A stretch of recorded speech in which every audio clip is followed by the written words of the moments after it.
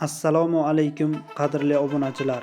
Bugun sizlar bilan konverter, ya'ni kontakt apparati nima ekanligini muhokama qilamiz. Konverter aloqa qurilmasi uchun mo'ljallangan, katalitik o'zgarishni amalga oshirish uchun mo'ljallangan qurilma. U asosan sulfat kislota olish uchun qo'llaniladi. Ya'ni vanadiy 5 oksidi ta'sirida SO2 ni SO3 ga aylantirib beradi. Konverter po'lat vertikal silindrsimon minora bo'lib, balandligi 14 metr, diametri 6 metr.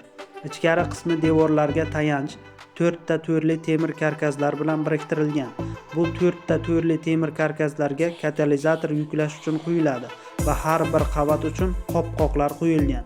Har bir qavat katalizator qatlamining qalinligi 50 sm ni tashkil qiladi. Qatlam bo'ylab gaz oqimi taqsimlanishi katalizator va gaz o'rtasida reaksiya ketadi. SO2 gazi kirish trubkasi orqali kiradi.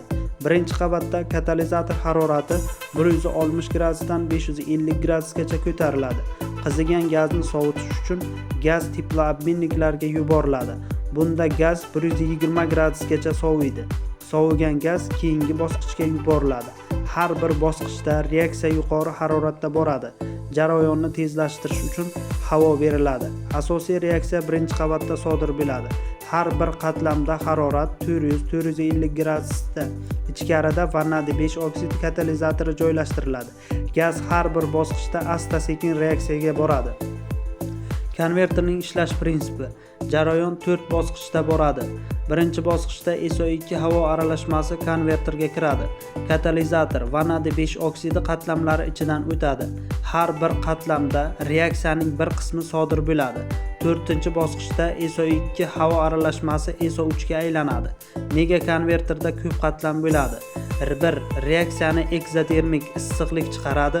Har bir qatlamdan keyin gazni sovutilmasa, reaksiya to'xtab qoladi.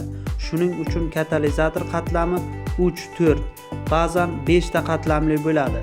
Nima uchun konverter kerak? Reaksiyani tezlatadi, SO2 ni SO3 ga maksimal darajada aylantiradi, ishlab chiqarish quvvatini oshiradi. Videomiz yoqqan bo'lsa, kanalimizga obuna bo'ling. Xayr, salomat bo'ling.